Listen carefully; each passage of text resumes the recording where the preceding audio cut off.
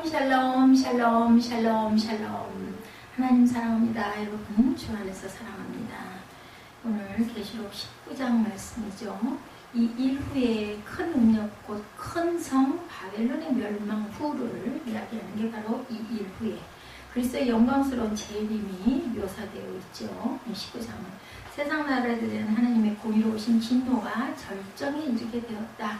큰 음녀를 심판하신다라고 2절에 보면 그렇게 나옵니다. 큰 음녀를 심판하신다. 이것은 큰 음녀는 큰 성 바벨론을 뜻하고 큰 성 바벨론의 멸망은 새 예루살렘의 도래를 예고합니다. 계시록 17장 1절에 많은 물 위에 앉은 큰 음녀가 받을 심판을 내게 보이리라 이렇게 말씀하셨어요.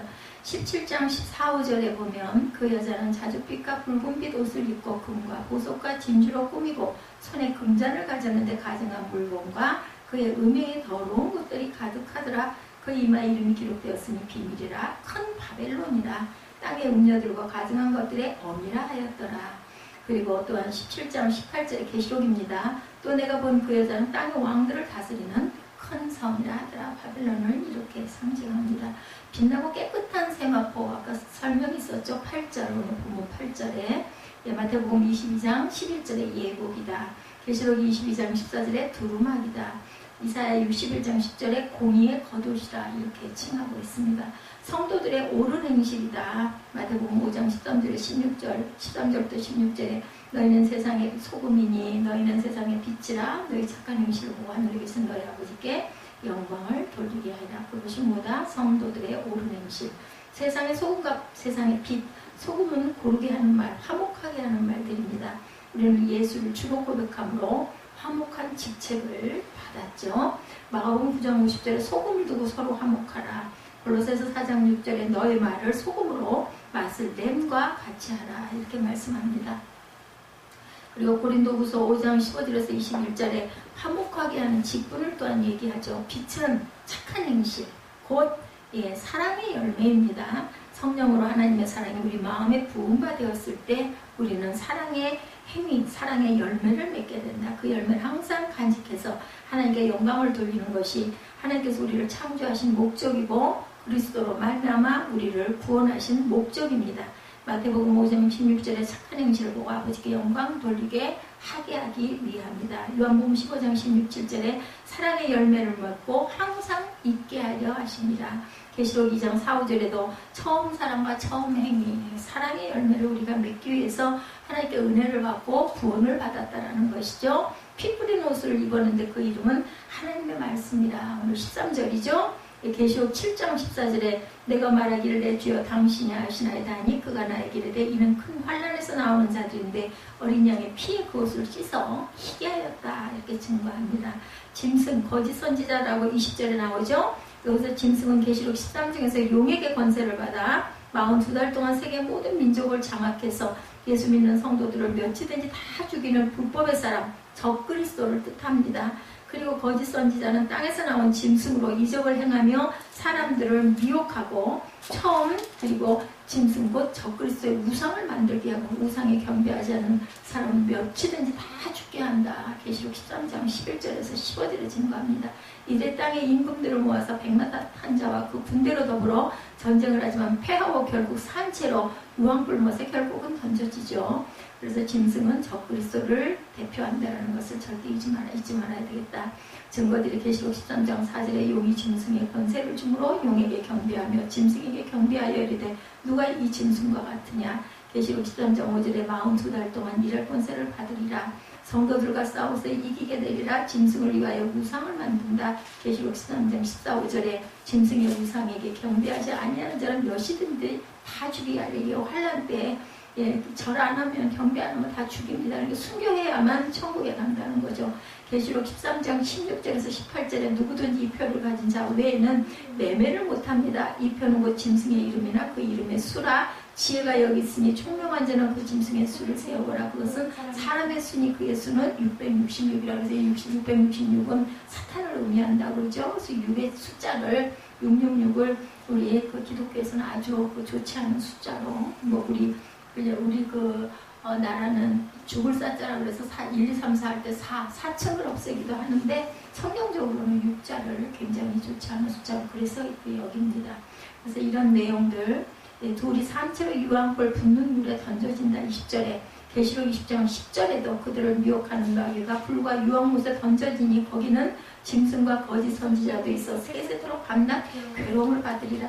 상상만 해도 너무 싫죠. 이런 데 우리가 들어가서는 안 되고, 이거는 믿지 않는 그러한 적그리스도들도 특히 악한 행위를 했던 사람들에게 해당하는 말. 우리는 그 이전에 이미 다 구원을 받죠. 그래서 하나님의 공으로신 진노가 절정에 이르게 되는 그런 사건들 봅니다. 전체를 하늘에서 들리는 기쁨의 찬양 소리가 들려요. 바벨론에 내린 심판에 대한 찬양입니다. 너무 기뻐하는 거죠. 하나님의 어딘가에서 보다 보니까 굉장히 은혜를 받은 구절이 있어요. 너무나 간단한 은혜. 이 세상에는 뭐니 해도 많은 일들이 일어나고 하루에도 수천 건의 사건 사고가 일어나기도 하고, 하지만 결국은 하늘의 일과 땅의 일 두 가지로 나눠진다. 저는 아주 그 말씀이 그렇게 귀하게 들리더라고요. 맞아요. 중간은 없어요. 세상도 땅의 일이고, 그죠? 우리가 영적으로 충만하고 기쁨의 찬양을 드리니 모든 것은 하나님의 일, 하늘의 일입니다. 이런 것을 우리가 항상 기뻐하고 감사하시는 저 여러분이 되신 게 얼마나 감사한지. 바벨론에 이른 심판에 대한 찬양이 들린다고 그러죠. 바벨론이 멸망이 있음 후에 1절에 요한이 들으니 하늘에서 허다한 무리의 찬송이 있다. 이 찬양은 바벨론에 내린 하나님의 공의로운 심판에 대해서 노래하는 것이죠. 하나님은 인간의 중심을 보시는 분이기 때문에 사람의 행동뿐만 아니라 뭘 봐요? 생각과 의도까지 아시고, 그리고 지혜를 가지고 계시기에 공정한 판단을 내릴 수 있는 분이다. 그러니까 우리가 겉으로 어떠한 행동을 아무리 해도 그거 플러스 우리 마음밖까지도 다 아시기 때문에 절대로 1.1획도 우리가 숨길 수도 없다라는 거에서 지금 코람데오라는 글자가 얼마나 감사한지 모릅니다. 하늘의 허다한 무리들은 바로 그 하나님의 공의로운 심판으로 막 내려진 큰 환난에 대해서 하나님께 지금 찬양을 드리고 있습니다. 이에 화답하여 20자 장로들과 내 생물도 엎드려 4절에 보면 아멘 할렐루야로 하나님께 경배를 하죠. 그러자 보좌에서 누구인지 알 수 없는 음성이 나서 하나님의 종들 곧 그를 경외하는 너희들아 물론 대손하고 다 우리 하나님께 찬송하라. 5절에 보면 그렇게 합니다. 여기서 모든 하늘의 성도들이 하나님을 찬양하는 뭐를 할렐루야를 높이 외치는 모습이 나타나고 있습니다. 이러한 기쁜 연합 찬송이야말로 우리 성도들의 공동체에 꼭 필요한 찬양. 그래서 사실 어떻게 보면 말씀보다도 찬양이 더 중요한 의미를 갖고 있죠. 왜냐하면 찬양은 우리 하늘에 가서도 계속 찬양은 없어지지 않고 하는 그러한 아주 가장 귀한 하늘까지 가지고 갈 수 있는 그런 것이 바로 찬양이다. 할렐루야라고 찬양하는 하나님을 찬양하라고 그러죠. 150편 1절과 6절 10편에 나타나는 것을 보면 할렐루야 그의 성소에서 하나님을 찬양하며 그의 권능의 궁창에서 그를 찬양할지어다. 6절에 호흡이 있는 자마다 야훼를 찬양할지어다. 할렐루야. 호흡이 있다는 것, 살아있는 모든 만물은 그죠? 하나님을 찬양해야 합니다. 할렐루야. 아멘이죠. 하나님의 심판은 참되고 의로우시다. 계시록 15장 3절에 하나님의 종 모세의 노래, 어린 양의 노래를 불러 이르되 주 하나님 곧 전능하신 이시여 하시는 일이 크고 놀라우시도다. 만국의 왕이시여 주의 길이 의롭고 참되시도다. 이렇게 나타나 있습니다. 7절을 보니까 이제 어린 양의 혼인잔치가 일어나죠. 하늘에서 들리는 찬양 가운데 어린 양의 혼인잔치가 묘사되어 있습니다. 어린 양의 혼인잔치라는 것은 그리스도의 재림 때 이루어질 어린 양 대신 그리스도와 교회 사이의 연합을 말하고 있습니다. 7절이죠. 우리가 즐거워하고 크게 기뻐하며 그에게 영광을 돌리세 어린 양의 혼인 기약이 이르렀고 그의 아내가 자신을 준비하였으므로 이렇게 나타나죠. 8절에 그에게 빛나고 깨끗한 세마포 옷을 입도록 허락하셨으니 이 세마포 옷은 성도들의 뭐라고요? 옳은 행시다 이렇게 말씀하고 있습니다. 이렇게 그리스도와 교회를 혼인관계로 묘사하는 것은 구약 때부터 하나님과 이스라엘의 관계를 나타내고 있다. 예수께서도 자신을 친히 신랑으로 비유하시고 교회와 그리스도의 관계를 부부로 비유하는 것은 사도 바울에게서도 자주 발견할 수가 있습니다. 그래서 아내들이여 남편들하고 하는 얘기는 사실은 교회와 그리스도의 관계를 묘사한 말로 우리가 이해할 수도 있다. 교회와 성도들은 이 잔치를 위해서 자신을 예배해야 합니다. 우리가 한 발 한 발 가까이 가고 있죠. 그것은 선한 행위로 가능한 것이 아니라 하나님의 은혜로 말미암습니다. 아무리 우리가 선한 행위를 한다 하더라도 그것으로 우리가 구원을 얻을 수는 절대 없습니다. 하나님이 우리에게 은혜를 주셔서만 가능한 것이고 그런 자격 있는 자는 아무도 없죠. 온전하게 의로울 자는 없습니다. 하나님이 칭해 주셔야 우리는 의로워집니다. 그렇지만 성도의 의로운 행실에 대해서도 언급하고 있습니다. 계시록 19장 오늘 보면 8절에 천사가 내게 말하기를 8절에 그에게 빛나고 깨끗한 세마포 옷을 입도록 거룩한 행실이죠. 성도들의 옳은 행실이라고 말하더라 이렇게 나타납니다. 그에게 빛나고 깨끗한 세마포 옷을 입도록 허락하셨으니 그 세마포 옷은 성도들의 옳은 행실이다. 그리스도는 우리의 충성에 따라 상을 주십니다. 그러므로 우리 성도들은 하나님께서 주신 은혜로 아무 공로 없이 구원을 얻는데 감사하고 하나님께 충성을 다하는 삶을 살아야 되겠죠. 예수는 신랑이시라고 마가복음 2장 19절에 예수께서 그들에게 이르시되 혼인집 손님들이 신랑과 함께 있을 때 금식할 수 있느냐. 신랑과 함께 있을 동안에는 금식할 수가 없다. 금식하지 말라는 말씀입니다. 하나님과의 혼인잔치에서는 교회와 그리스도의 관계는 부부의 관계다. 여기서 우리가 잘 아는 말씀이죠. 5장 22절 24절에 아내들이여 자기 남편에게 복종하기를 죽게 하라. 그리스도와 교회의 관계입니다. 이는 남편이 아내의 머리된가 됨이 그리스도께서 교회의 머리된가 같음이라. 그거 바로 몸의 구주시라. 우리의 몸의 구주는 예수 그리스도시죠. 그러므로 교회가 그리스도에게 하듯 아내들도 범사에 자기 남편에게 복종할지어다. 그리스도에게 복종하듯 그렇게 우리는 복종의 관계를 가져야 된다. 어린 양의 혼인잔치 때 성도들이 하늘로 올려져서 주님을 영접합니다. 우리는 다 구원받은 사람들은 데살로니가전서 4장 16절에 주께서 호령과 천사장의 소리와 하나님의 나팔 소리로 치니 하늘로부터 강림하시리니 그리스도 안에서 죽은 자들이 먼저 일어난다. 어디 안에서가 중요해요? 그리스도 안에서 죽은 자들, 구원받은 자들이 먼저 일어난다는 겁니다. 예수 그리스도의 재림에 대해서 11절에 나타나 있습니다. 또 내가 하늘이 열린 것을 보니 보라 백마와 그것을 탄 자가 있으니 그 이름은 충신과 진실이라. 그가 공의로 심판하며 싸우더라. 이렇게 나타나 있죠. 그분은 재림주로 불신세상을 심판하시고 짐승을 완전히 멸하기 위해서 오신 예수 그리스도를 나타낸다. 예수 그리스도는 초림하실 때와는 달리 재림 때에는 영광스러운 모습으로 이 땅에 임하시는 것을 요한은 보았습니다. 재림주로 오시는 그리스도는 정복자로 모든 원수들을 쳐부실 뿐만 아니라 충신과 진실이라는 이름으로 오신 신실하고 거짓이 없는 분이다. 11절에 아울러 그리스도는 공의로운 심판으로 이 세상을 심판하기 위해서 오신 분이다. 이렇게 영광스럽고 신실하고 공의로운 심판주의 모습으로 재림하시는 그리스도는 이제 더 이상 은혜의 말씀을 전하기 위해서가 아니라 심판과 승리의 나팔을 불기 위해서 오셨다. 이제 말씀 전하는 시대는 끝났다는 것. 심판하고 오신다.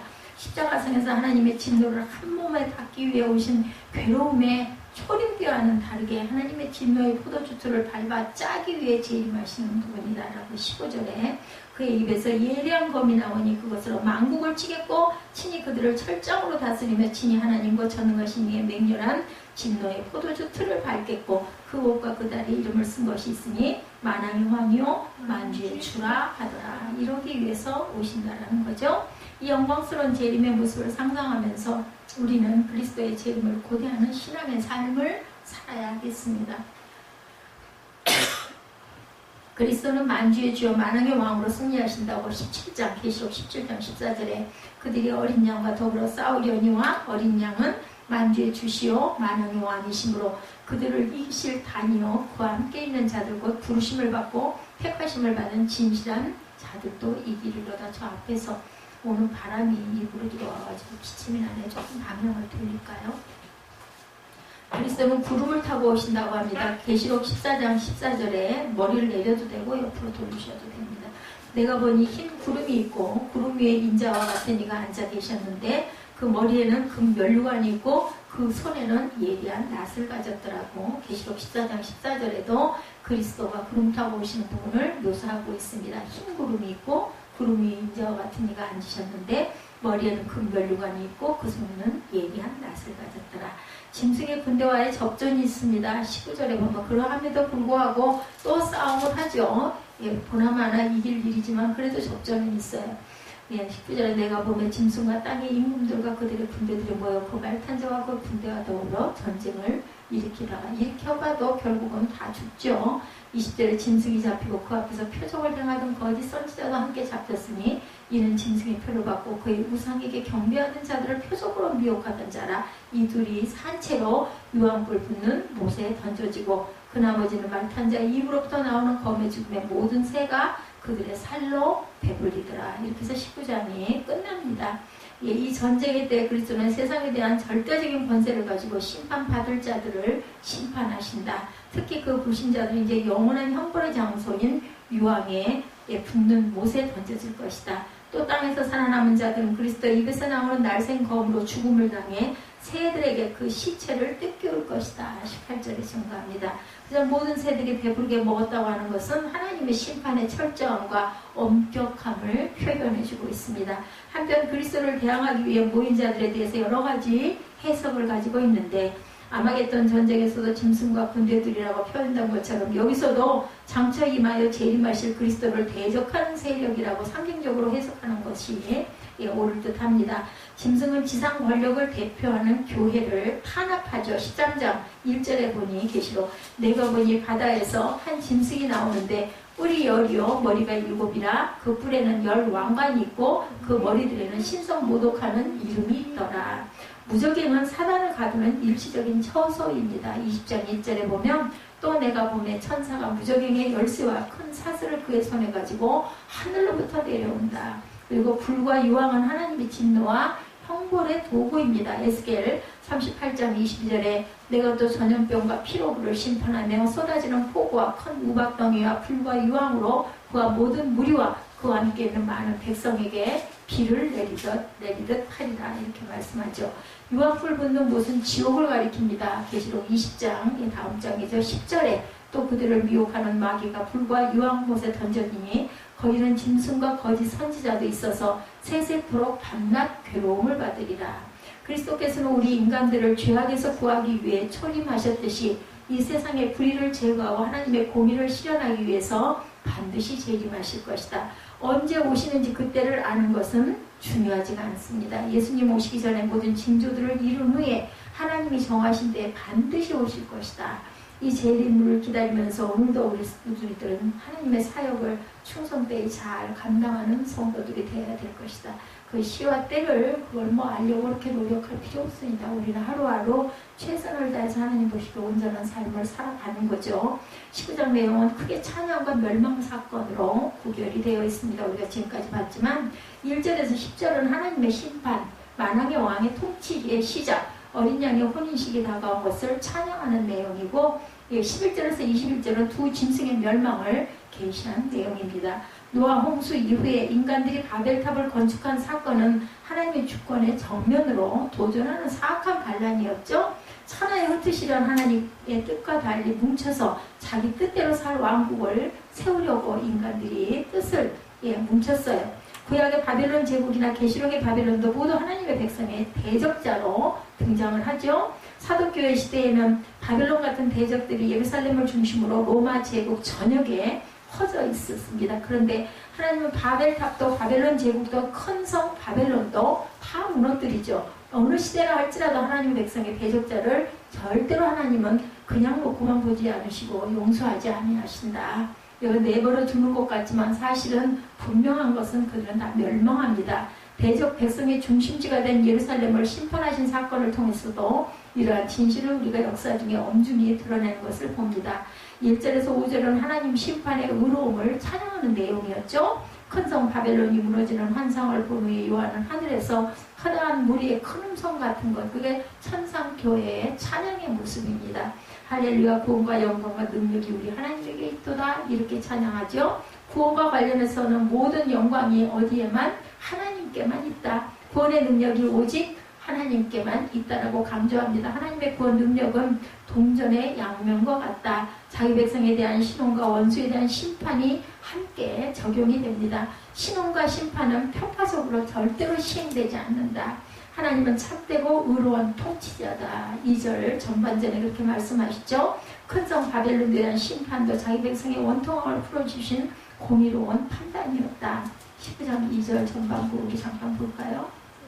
그의 심판은 참되고 의로운지라 음행으로 땅을 더럽게 한 큰 음녀를 심판하사 자기 종들의 피를 그 음녀의 손에 갚으셨다. 피는 분명히 피값은 갚습니다.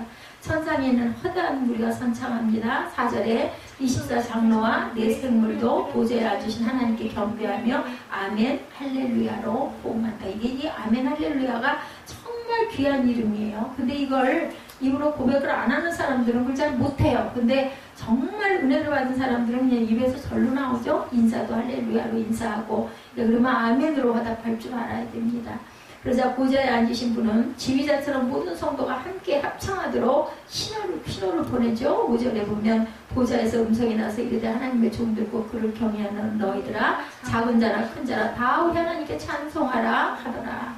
그리고 6절에 또 내가 들으니 허다한 무리의 음성과도 같고 많은 물소리와도 같고 큰 우레소리와 같은 소리로 이르되 할렐루야 주 우리 하나님 곧 전능하신 이가 통치하시도다. 우리가 즐거워하고 크게 기뻐하며 그에게 영광을 돌리세. 어린 양의 혼인 기약이 이르렀고 그의 아내가 자신을 준비하였으므로 그에게 빛나고 깨끗한 세마포 옷을 입도록 허락하셨으니 이 세마포 옷은 성도들의 옳은 행실이로다 하더라. 이것이 전부 다 찬양인 거예요. 천사가 내게 말하기를 기록하라. 어린 양의 혼인잔치에 청함을 받은 자들은 복이 있도다 하고 또 내가 말하되 이것은 하나님이 참되신 말씀이라 하고도 내가 그 발 앞에 엎드려 경배하려니 그가 나에게 말하기를 나는 너와 몇 예수의 증언받은 내 형제들과 같이 된 종이니 상가 그러하지 말고 오직 하나님께 경배하라. 예수의 증언은 예언의 영이라 하더라. 그러니까 그 천사들도 나한테는 경배하지 말아라. 오직 한 분 하나님께만 찬양하고 경배하라고 그러죠.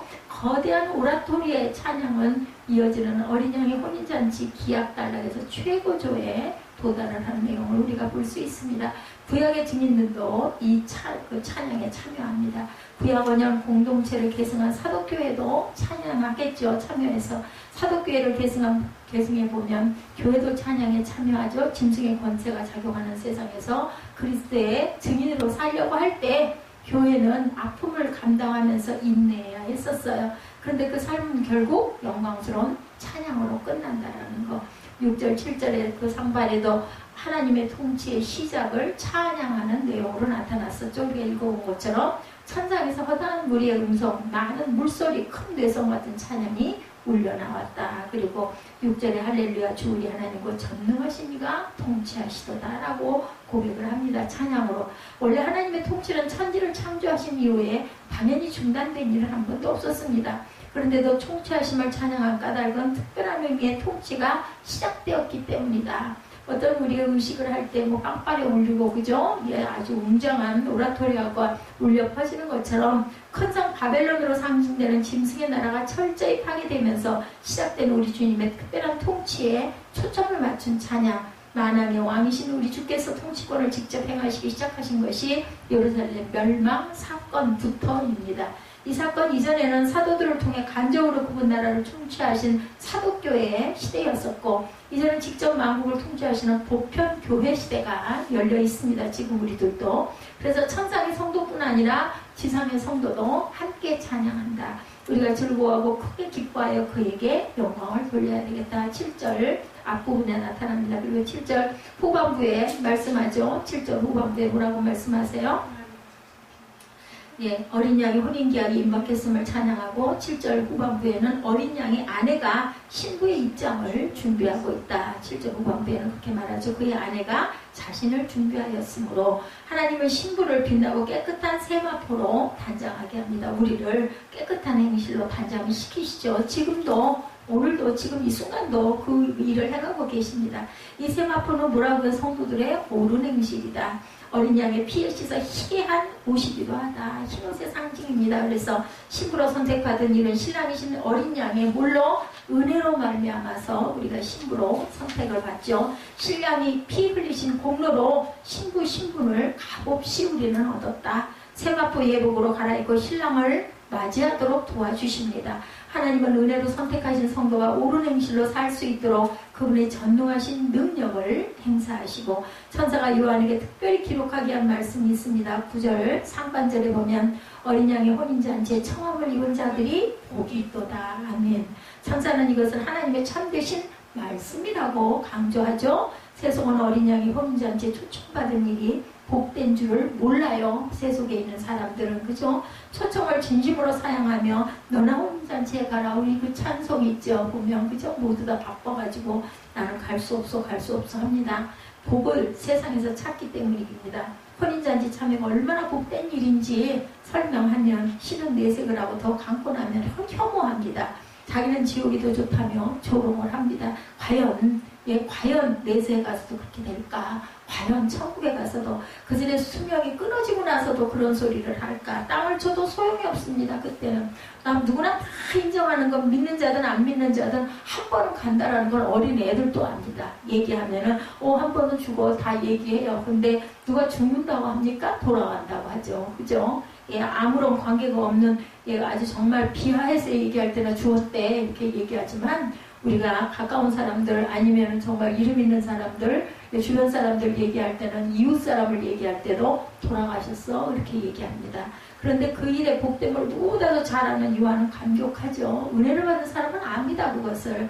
그래서 천사 앞에 엎드려 경배하려고 합니다. 그랬더니 만류하죠. 아까 읽은 것처럼 형제들과 같이 종이니 그리 말고 오직 하나님께만 경배하라. 우리는 하나님께만 경배를 해야 됩니다. 엄청난 초청장을 받을 때 전령에게조차 감사를 표하는 일은 자연스럽습니다. 감사하다고 인사하잖아요. 어떤 초청장을 내주면. 그죠? 그러나 전령을 찬양하거나 경배해서는 안 된다. 고맙다는 인사는 할 수 있지만 경배는 하나님께만 해야 된다. 찬양 끝에 있는 왜냐하면 예수의 증거는 예언의 영이다. 10절 부분에 나타나 있죠. 예, 오직 하나님께만 경배하라. 예수의 증거는 예언의 영이라 하더라 말씀합니다. 예수의 증거가 예수님에 대한 증언 혹은 예수께서 주신 증언으로 해석할 수가 있고 대언의 영, 예언의 영, 그죠? 대언이 예언으로 해석이 되기도 합니다. 어떻게 해석해도 중요한 의미가 드러납니다. 그래도 천사 숭배를 막고 하나님께만 경배하러 간 이유를 잘 설명해 줄 수 있는 해석이 문맥상의 의미다. 천사의 의중은 확실한데 전령이 아니라 전령을 보내신 주님을 높이는 행동을 요청한 것이다. 그렇죠? 19장에서 11절에서 20장 15절은 사단 진영의 멸망에 관한 계시가 나타나 있습니다. 19장 11절부터 20장 15절까지 이어지죠. 두 짐승의 얘기가 19장 11절에서 21절, 용의 이야기가 20장 1절에서 10절, 추종자들에 대한 이야기가 20장 11절에서 15절의 순서로 멸망을 계시하고 있습니다. 다음 우리 설교 때까지 그것이 이어지죠. 19장 11절에서 16절은 그들을 심판하실 심판주의 본질을 드러내고 17절에서 21절은 두 짐승의 멸망이 기록되어 있습니다. 요한은 하늘이 열린 것을 보았어요. 하늘과 땅 사이에 막힌 것이 없어집니다. 구속사의 성취와 완성을 뜻하고 있습니다. 이때 백마 타신 분이 등장하죠. 신랑입니다. 예수 그리스도시죠. 그분의 이름은 바로 충신과 진실인데 언약의 신실하고 참된 그분의 본질이 드러나고 있습니다. 그분의 심판은 언약에 따라 집행된 공의로운 행위로 11절에 보면 드러납니다. 그분의 눈은 모든 것을 감찰하는 불꽃 같다. 머리에 있는 많은 면류관은 만왕의 왕이심을 드러내고 몸에는 그분만 아는 이름이 적혔는데 그것이 나중에 공개된다고 12절에 말씀하죠. 자기밖에 아는 자가 없다 이렇게 얘기합니다. 그분이 입은 피 뿌린 옷은 백마 타신 분의 피가 아니라 대적의 피다. 신혼을 말하는 문맥이 아니라 심판 집행을 말하는 문맥이기 때문에 그럽니다. 그래서 이 피는 승리를 상징하는 피다. 이분의 이름은 하나님의 말씀이기도 하다고 13절에 증거하고 있습니다. 그 이름은 하나님의 말씀이라 칭하더라. 그래서 하나님의 말씀을 따르는 자가 그분의 백성이다. 이 원리는 하늘이나 땅 어디에 있든 똑같이 적용이 됩니다. 하늘에 있는 군대들은 희고 깨끗한 세마포를 입고 백마를 타고 그분을 따랐다. 14절에 보면 땅에 있는 하객들은 어린 양의 혼인잔치 초청 말씀에 응답해서 따르죠. 하늘에 있는 군대들이 희고 깨끗한 세마포 옷을 입고 백마를 타고 그를 따르더라. 그런데 백마 타신 신랑은 입에서 나오는 날카로운 검으로 망국을 치실 것이다. 그의 입에서 나오는 예리한 검이 나오니 그것으로 망국을 치겠고, 이런 표현은 계시록의 전쟁이 영적 전쟁을 상징한다는 것을 의미합니다. 입에서 나오는 검은 실제 검이 아니라 예수께서 선포하신 말씀의 권능을 뜻합니다. 날카로운 심판으로 작용하는 것이 상징이기 때문에 메시아는 원수를 철장으로 다스린다. 예, 이렇게 말하죠. 15절 그 후반절에도 나타나 있고 이사야 11장 4절에도 나타나 있습니다. 15장 후반절에 철장으로 다스리며 친히 하나님 곧 전능하신 이의 명렬한 진노의 포도주 틀을 밟겠고, 친히 명렬한 그 진로의 포도주 틀을 밟으실 분은 누구다? 전능하신 하나님이다. 그 옷과 다리에 만왕의 왕이요 만주의 주라고 이름이 적혀 있어요. 16절에 보면 전능하신 분의 심판이니 누구도 막을 수도 없고 피할 수도 없다. 요한은 한 천사가 해 위에 서서 그 모든 새를 향해 외치는 소리를 들었어요. 직접. 예, 전능하신 분의 심판이 누구도 막을 수도 없고 피할 수도 없다. 예, 그 요한은 한 천사가 해 위에 서서 소리를 듣는데 그 얘기는 와서 하나님의 큰 잔치에 참석하라는 초청의 음성이었다라고 11절에 얘기하고 있죠. 내가 보니 한 천사가 태양 안에서 공중에 나는 모든 새를 향하여 큰 음성으로 외쳐 이르되 와서 하나님의 큰 잔치에 모여 왕들의 살과 장군들의 살과 장사들의 살과 말들과 그것을 탄 자의 살과 자유인이나 종들이나 작은 자나 큰 자나 모든 자의 살을 먹어라 이렇게 불러요. 이 잔치에 와라 너희들 먹을 게 많다라는 거죠. 그 탄자의 살점을 뜯을 것이다. 뜯어 먹으라는 겁니다. 18절에 아주 무서운 이야기입니다. 자유한 자들이나 종들이나 물원대소하고 모든 자의 살점을 뜯어 먹습니다. 종들이나 작은 자나 큰 자나 모든 자의 살을 먹으라 하더라. 새들에게 제공된 음식의 종류는 바벨론으로 잡혀간 이스라엘의 회복에 관한 예언하던 에스겔의 예언에도 같이 반영됩니다. 에스겔 39장 17절에서 20절에 증거되어 있어요.